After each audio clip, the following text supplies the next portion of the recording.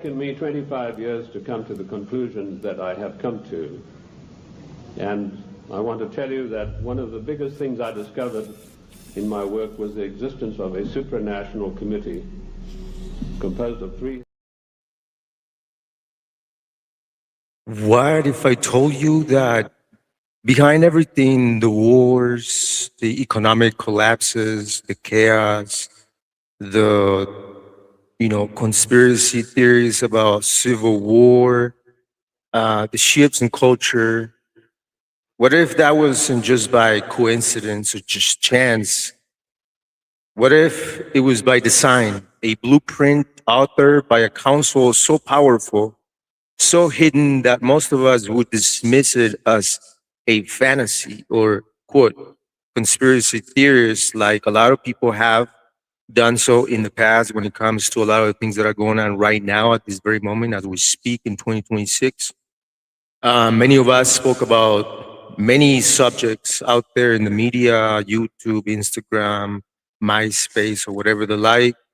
And we were dismissed as tinfoil hats, crazy ones, nut jobs, conspiracy theories, and this and that and the third. But we've all heard of secret societies, right? A lot of people have been talking about it for the past 25 years.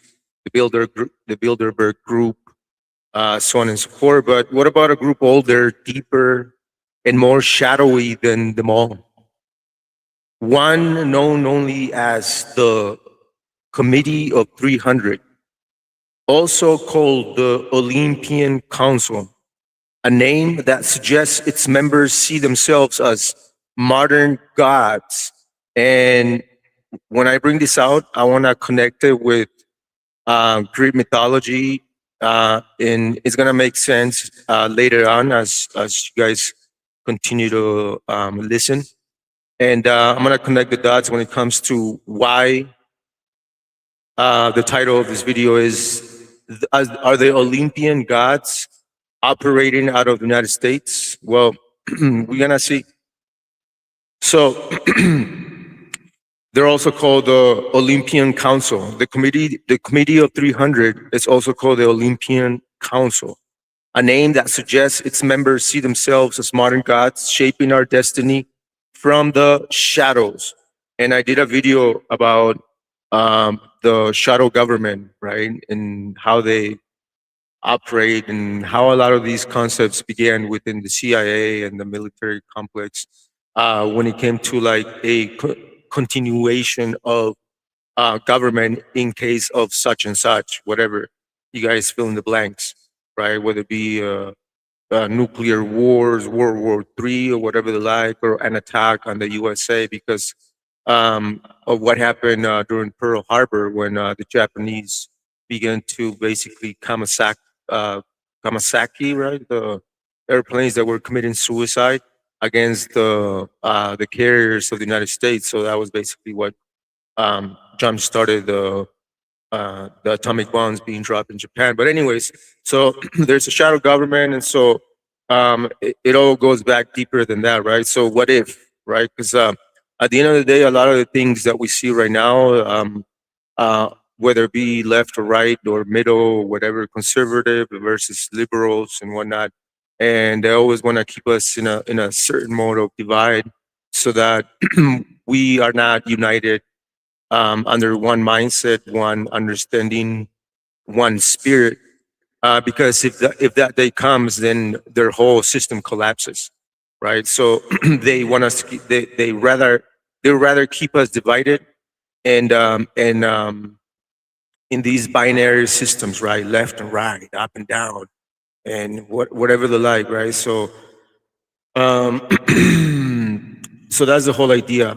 They want to keep us divided, fight amongst themselves, always in a constant battle, left versus right, and so on and so forth. My religion, your religion, your God is better than my God, and so on and so forth. And so these concepts extends itself in various stages in the in the collective life of the whole world, in every nation, peoples, tongues, and whatnot, right? Races, races, and um, uh, woolly hair, whether you be African. It's the same concept. In every country, the same system operates all over the world. So, but they're just puppets. The people that are in charge of these states and imaginary lines that separate one country from another one. I'm talking about borders and so on and so forth.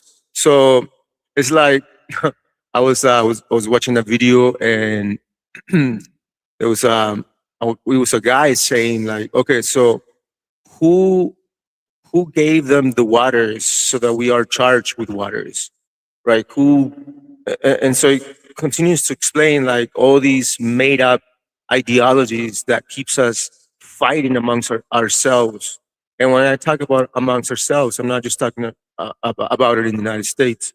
It's referring to like other countries, basically all over the world. So it's like it's the same concept. So these this concept about the Committee of 300 or the Council of Olympia, right? I'm gonna connect it later on with the Greek mythology, and it's gonna make sense, right? Because this is what's going on today. Especially, it's more evident now that we see certain rulers that are in power abusing their authority and breaking their oath of office and so on and so forth. And you guys know what I'm talking about. We've all heard of secret societies, the Illuminati, and so on and so forth, right? So, where does this idea come from? Is it a distorted reflection of a real power, or the ultimate conspiracy myth? Again, this is your brother Shemai with Ancient Watchmen. Welcome to another edition of Friday Night Miami. In this episode, we're going to be diving into one of the most enduring and controversial ideas in the world of hidden power. I'm going to help trace the origins and examine the claims and ask the critical question. Is the Committee of 300 a terrifying reality or a dark mirror we've created to explain a complicated world? It's taken me 25 years to come to the conclusions that I have come to. And I want to tell you that one of the biggest things I discovered in my work was the existence of a supranational committee composed of 300 men called the Committee of 300, also known in intelligence circles as the Olympians. 300 people you've never heard of. They don't hold office, they don't give speeches, they don't campaign, they don't need your vote. And he's not talking about the secret societies you've heard 100 times. This is what the headlines never touch. This is the committee that runs the world. Now, in my book, The Committee of 300, I name every one of them. This is not a book that talks about they. It gives you specifics. Now, this is one of those videos that rarely stays visible for long. But what you're about to watch will explain a lot of the strange things happening in the world right now. So, let's get right into it. Who and what is the Committee of 300? Well, I've dealt with that. I've told you this is a supranational body that knows no boundaries, respects the laws of no countries. The first time that they were publicly announced was by a German socialist by the name of Walter Rathenau. Now, I'll give you some background of Walter Rathenau. He was the financial advisor to the Kaiser of Germany, and he was also the financial advisor to the Rothschilds, the French family Rothschild. So he must have known what he's talking about. He made an astonishing statement in 1934. He said, there is a committee of 300 men that rule the world. They are known only to each other, and nothing happens without their consent. This isn't about symbols, or handshakes, or a club everyone already suspects. This is the top of the chain. At least that's his claim. The structure nobody sees. And as this man will explain, every organization has its place. They all fit into a hierarchy. But at the very top, 300 people. Pay attention to this part. I came across this quite by accident when I was serving in Africa, in Angola, and I was given a series of documents which were only supposed to be handed in to top-level people. They were what we call above the top level of classification of intelligence documents. And there I discovered that whilst I thought I was in Africa fighting against the invasion of the communists, I was in fact fighting to introduce socialist regimes in the black African countries and that I was actually working for a committee called the Committee of 300, also known in intelligence circles as the Olympians. This isn't someone guessing from the sidelines. He's describing a moment where the story didn't match the mission. He thought he was fighting one enemy. Then he claims he realized he was building something else entirely. And that raised a different kind of question. Not who's in charge, but how high the chain really goes. His name is Dr. John Coleman, and he frames this as a 25-year-old investigation shaped by intelligence-level access.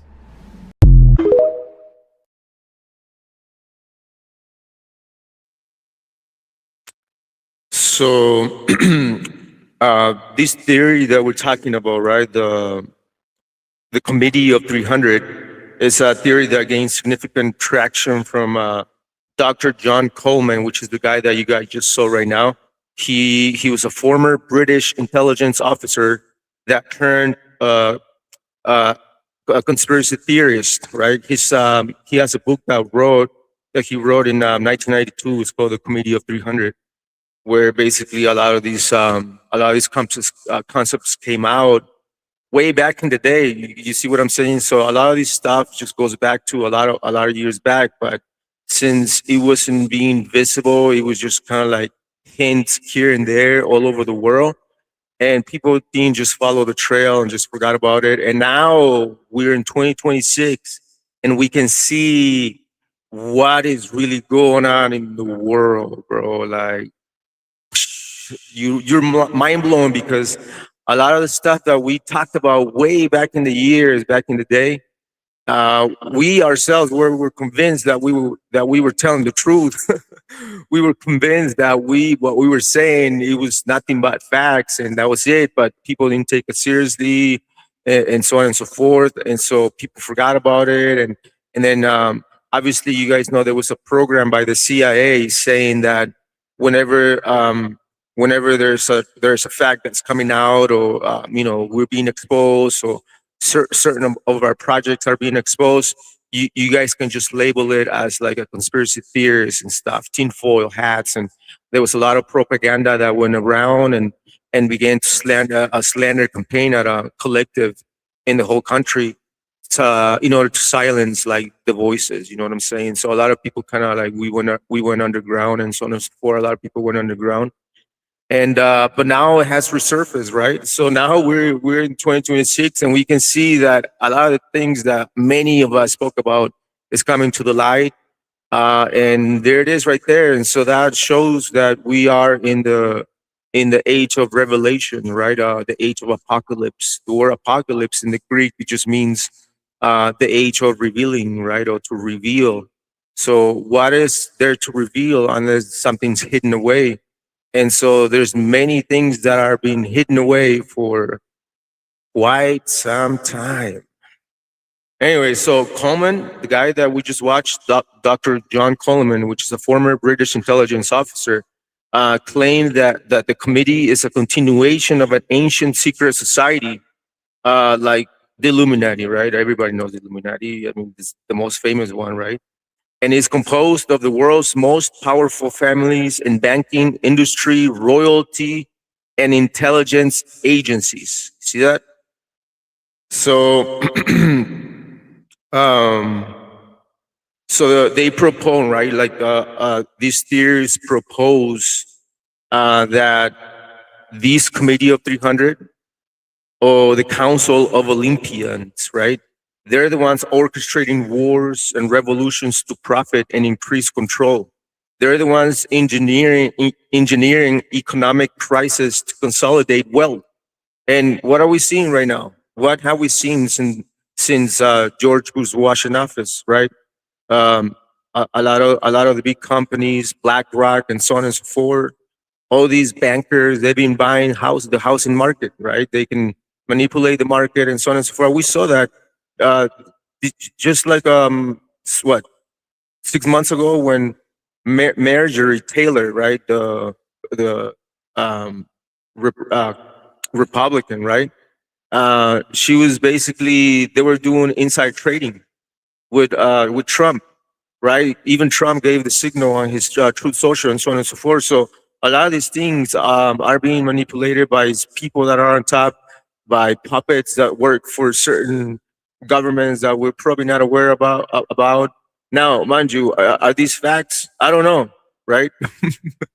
Let's just say that this is for entertainment purposes only, right? This is satire commentary, just in case, just in case. You know, you guys know what I'm talking about. And they're the ones promoting drug trafficking and organized crime. As a matter of fact, there's rumors out there. Now, is this true? Is it a conspiracy? I don't know. You guys find out. It could be a conspiracy. I don't know. This is for entertainment purposes only. But there was a rumor. There's rumors out there that the United States, the CIA, are the ones that created the cartels in Mexico in order to destabilize the country from within in a lapse of decades, so that there is an instability inside the country.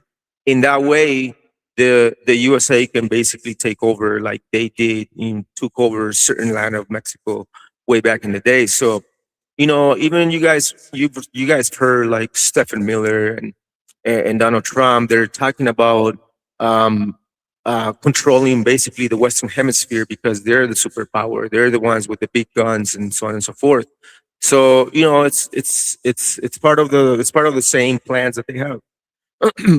Promoting drug trafficking. Well, as a matter of fact, you guys remember when the El Chapo's family were allowed to come into the United States under FBI protection programs, and basically all the families came in and so on and so forth. And so, you know, then they capture like one of the right hand of El Chapo way back in the day, which is called El Mayo. El Mayo was basically delivered in a jet in Texas by, you know, the FBI were talking amongst themselves for the past 3 years before that even took place and went down. And so El Mayo got captured. And so El Mayo is in the United States now. So who knows, bro? Who knows? You know, like there's a lot of shit that is hidden away, a lot of things that are hidden away. But another one of the things that the Committee of the 300 is doing is undermining social and religious morals through control of media and education. So that's what they're doing. They're, again, you know, we're under a government where they preach a gospel of Christ and God and Christians and evangelicals, Pentecostals voting for such and such. You guys know who I'm talking about. And but they lack the discernment to see if that person is actually like who they say they are. So it's like, you know, so they use religion and political systems in order to control the masses, and pacify the communities and pin one group of people against another group of people, and so on and so forth, and create chaos out of order or order out of chaos, and so on and so forth. So it's like, you guys know, it's part of it's how they manipulate. There's a social experiment. This whole world, this whole society right now at this very moment is nothing more than a social engineering experiment at a global scale. And that began in the year 2020 with the whole worldwide quarantine to see if people were gonna go. We're basically we're going down the slaughterhouse just like that without saying anything. A lot of people didn't say anything. They were afraid. A lot of people were afraid all over the country, bro. It's pretty wild. So that was one of the biggest social experiments that they tried to see where the people were at, and well, they found out that a lot of people were still asleep. They just went along with the whole program and the whole concept of what do they call it? Event 201. Look it up. You guys can look it up. Just write it down. Event 201.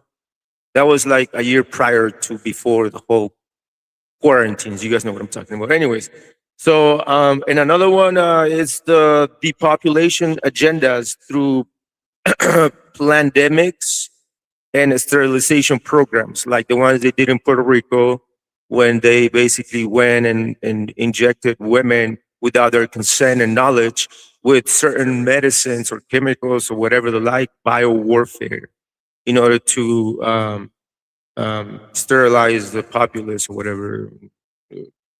Who knows?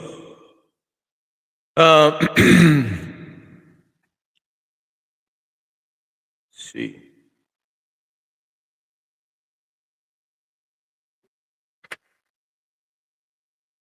So a lot of people say that there's no evidence about the Committee of 300. It's just a theory. Once again, it's just a theory. But we, as you guys, I'm gonna do another podcast maybe next Friday night, Miami, where I'm gonna dive into the Epstein files. I don't know if you guys been following the story, but I've been reading and looking at the files, and it's wild, bro. This is why I wanted to do this one first, so that this is gonna be maybe part one, part two will be that one. I don't know, we'll see.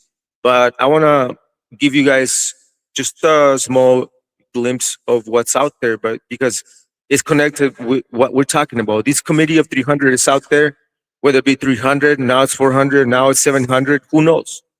The number could be just the number that they began, and now there's 400 or 500. Who knows? Maybe now there was just 100 or two. Who cares? But what's going on is the visible. What we see is the byproduct of something. The byproduct of legislations or laws or injustice that's being done or whatever. However you want to see it from your perspective. So.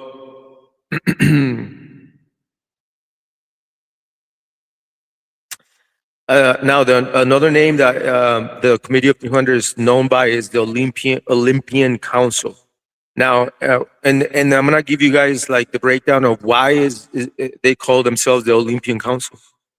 A lot of people say that a lot of this information can be is not verified, that it's just a bunch of conspiracy theories, that a lot of historians and political scientists, right, and journalists dismiss it as a conspiracy theory. Now, you guys know a lot of the journalists. Who do they work for? I don't need to. I don't need to say anything. You guys know. At least you guys should know by now what is really going on. Who controls the media? Who controls Hollywood? Who controls the banking system? Who controls the political system? Who controls so on and so forth? Right? You guys know, right? You guys know. Come on, guys. Revelations tonight. So anyway, so that information is out there. You guys can look it up. It's a fact, right? It's a fact. Who controls Facebook? You guys know, right?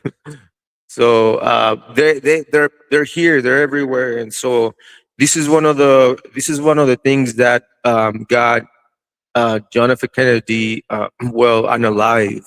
Why? Because he began to speak about a certain group of people. He even said it's like, well, we're against secret societies, secret meetings, and so on and so forth, and secret oaths and whatever the like, and we're not gonna allow these, and so on and so forth. And then what happened after that? You guys know what happened. Why? Because a lot of these people in the higher up echelons of like the government, they know what is really going on. They know who they work for. So is it a theory? I don't know.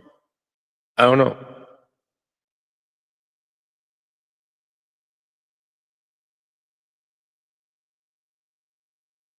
While it's true that powerful networks of influence exist, like in finance, politics, lobbying, you guys know, the idea of a perfectly coordinated, all-controlling committee is considered implausible by researchers who study power structures and elite networks.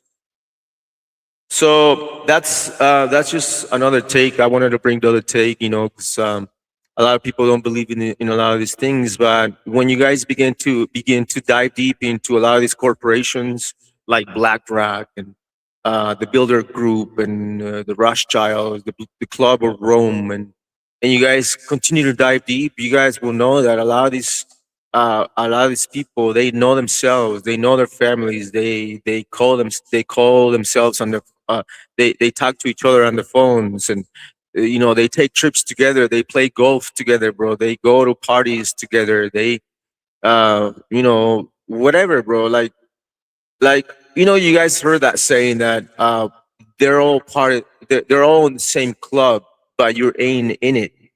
You're not in it. We're not in it. And guess what? I'm happy that I'm not part of that club, because I don't want to be part of a club that is uh, doing such atrocities behind doors, and then on one side they're proclaiming, portraying themselves to be like righteous and politically correct, and they follow the law and so on and so forth, when they're not, right?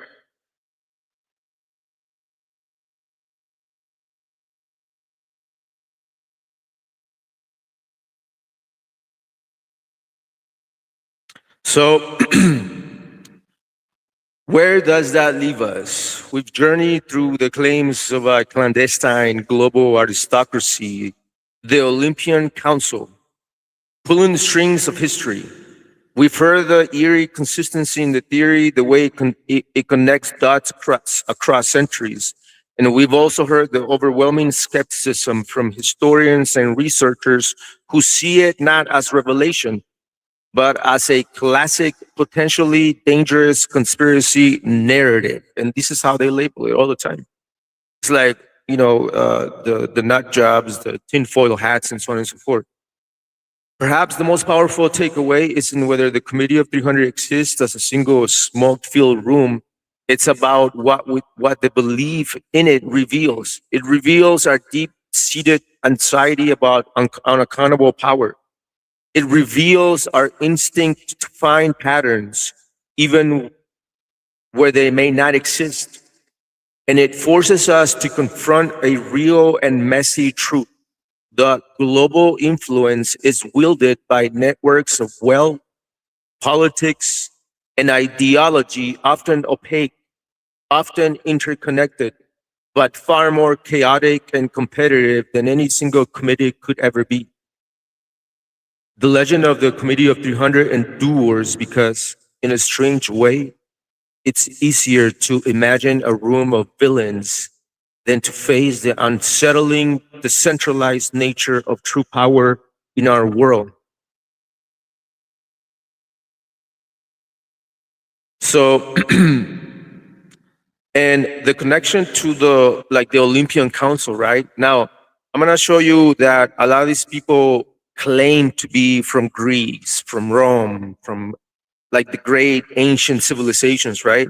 And then we're gonna connect it with the Greek mythology, and we're gonna call it a night. But thanks for watching. Let's see, right there. So these right here, Stephen Miller, right? So listen to his words. Our lineage and our legacy hails back to Athens, to Rome, to Philadelphia, to Monticello. Our ancestors built the cities. They produced the art and architecture. They built the industry. Hold up. Wait a minute. Who pulled us out of the caves and the darkness into the light.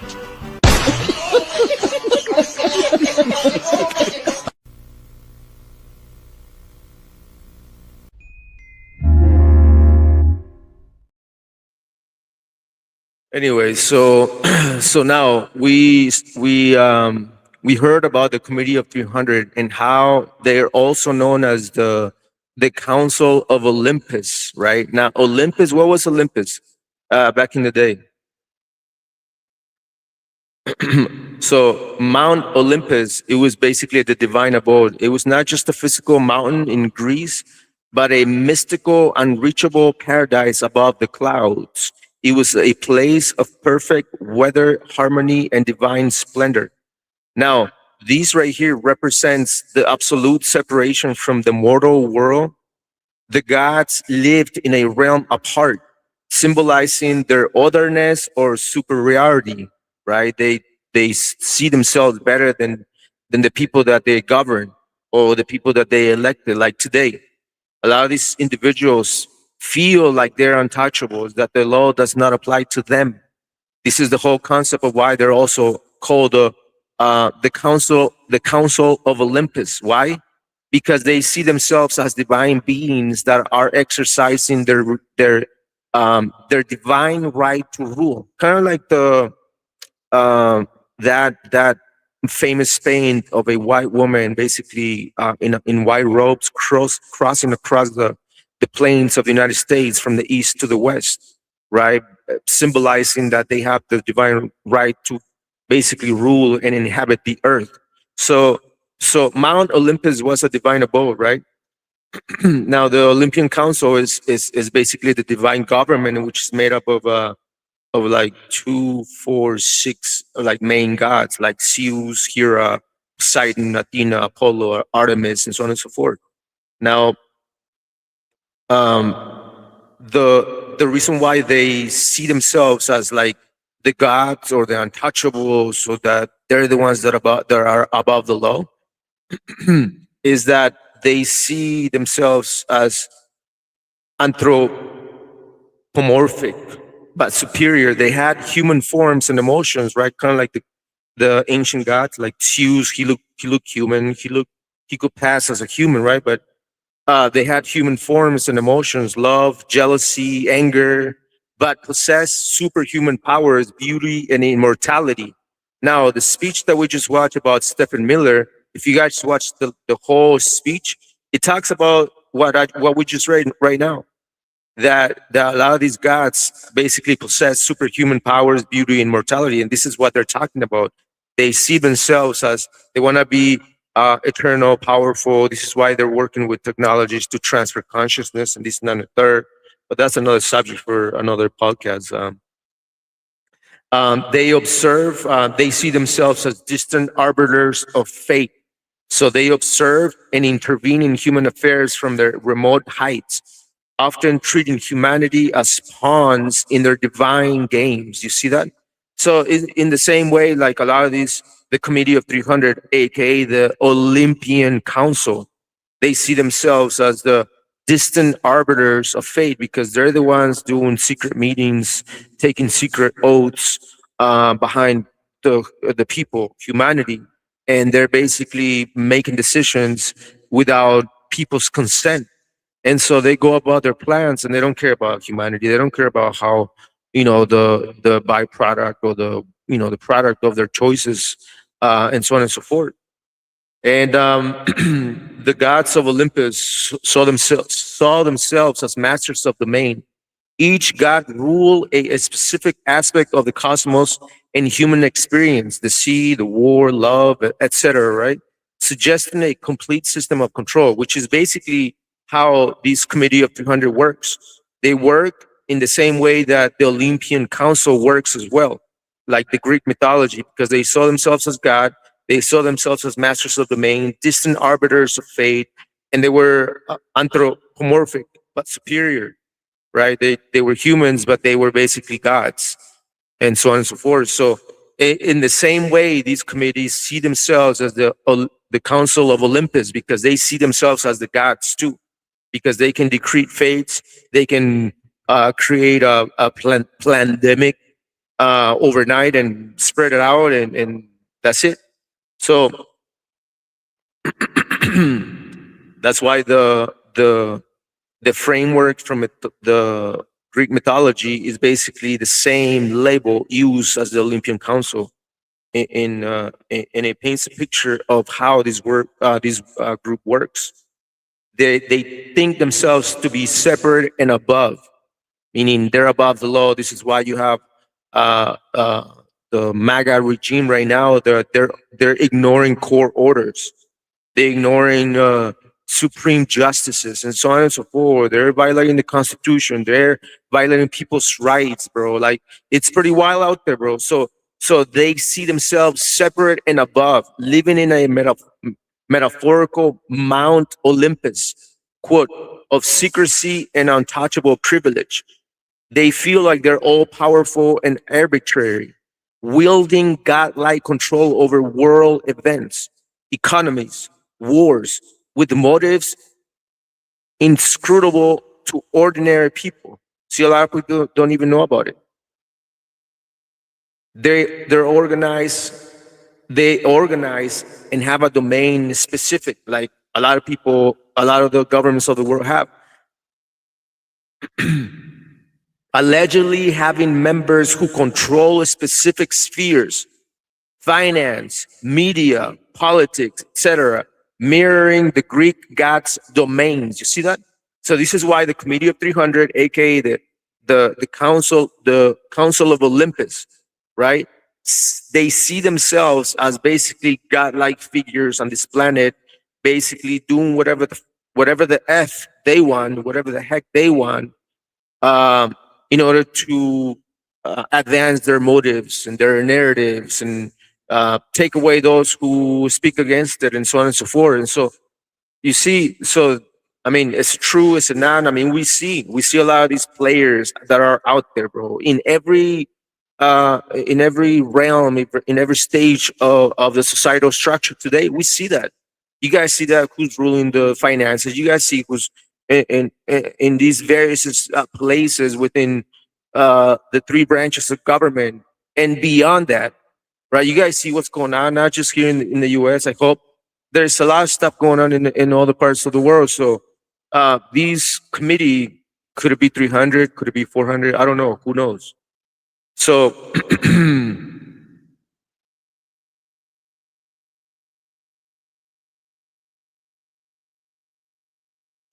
perhaps the most powerful takeaway is in whether the Committee of 300 exists as a single smoke-filled room. It's about what the belief in it reveals. It reveals our deep-seated anxiety about unaccountable power.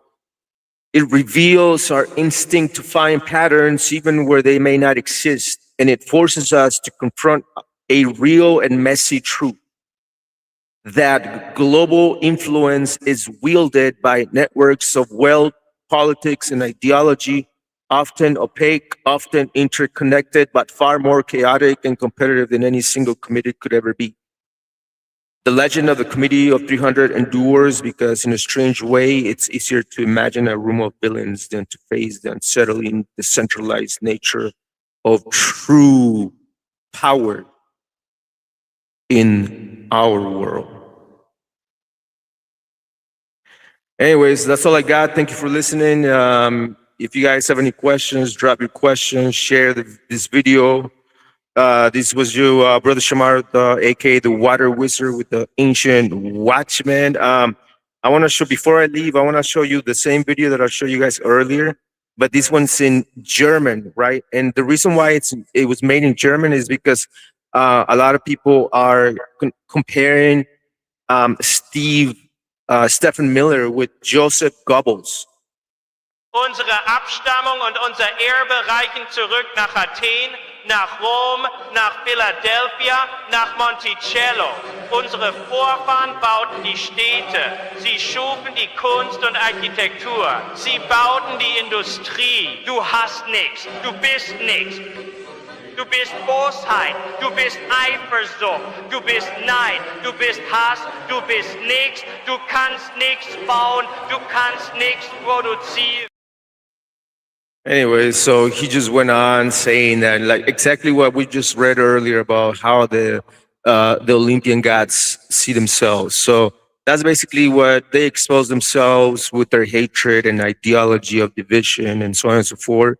And they continue to expose themselves as the many crimes they've committed. Anyway, so that was it, everybody. Thanks for watching. Once again, this was your brother Shmuel with the Friday Night Miami. We'll see you on the next one. Share, subscribe, do whatever you like.